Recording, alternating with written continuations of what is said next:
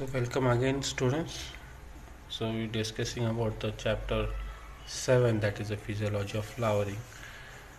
So in this today's part we are going to discuss about the phytohormones and flower initiations. So this phytohormones, so it is one of the as the economical important. If we see, flowering, fruiting and seed formation is important for getting maximum yield. So the phenomenon like photoperiodism, vernalizations, then carbon or nitrogen ratio, and phytohormones, these are the important factors for the inductions of flowering. So the phytohormones are playing very important roles in the flowering plants.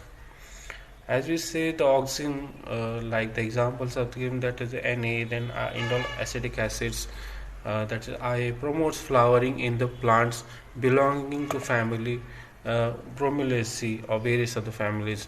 But in general, the role of oxygen is the control of flowering is we can say not universal.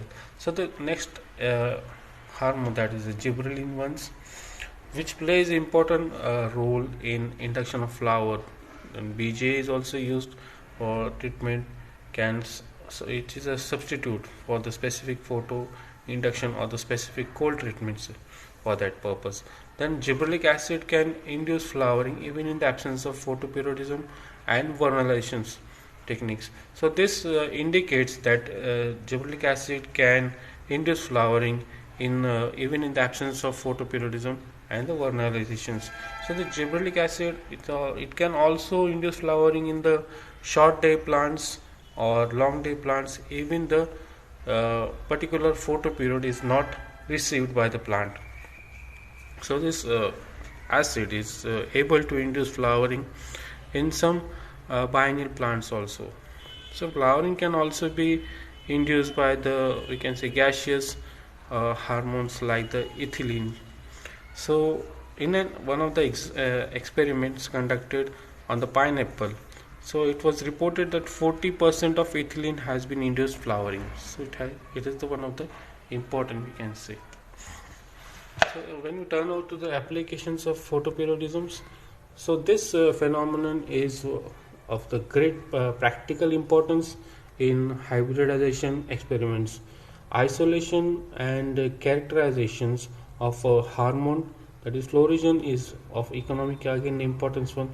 Then photoperiodism is an excellent example of physiological preconducting wherein external factors, that is we can say photoperiodic stimulus, which induces some physiological changes in the plants.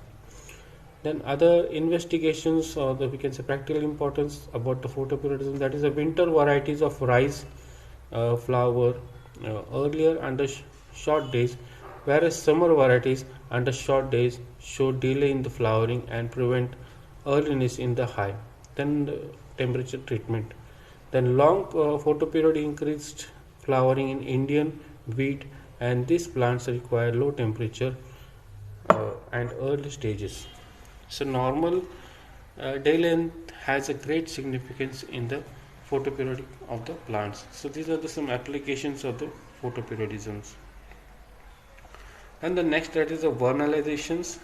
So this term vernalization we can say was first suggested by the T.D. Lansko in 1938 in the plants like wheat and rice. In its experiment he had done that.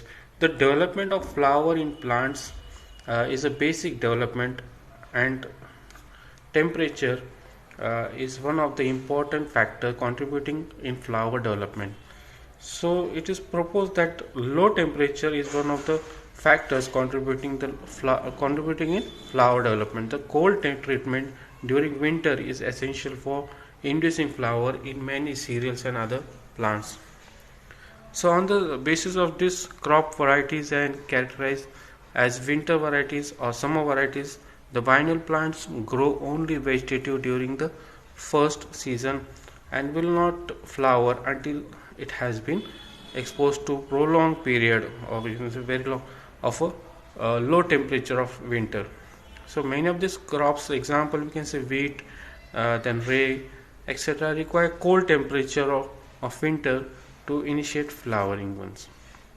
So according to the definition, the acceleration of the plant's ability to flower by chilling treatments. Okay, that is in the cold seasons. Or another definition that this acceleration of the ability to flower by chilling treatment is known as a vernalization. So this altogether forms a same thing, that in the cold treatment is being given to the plants for the flower.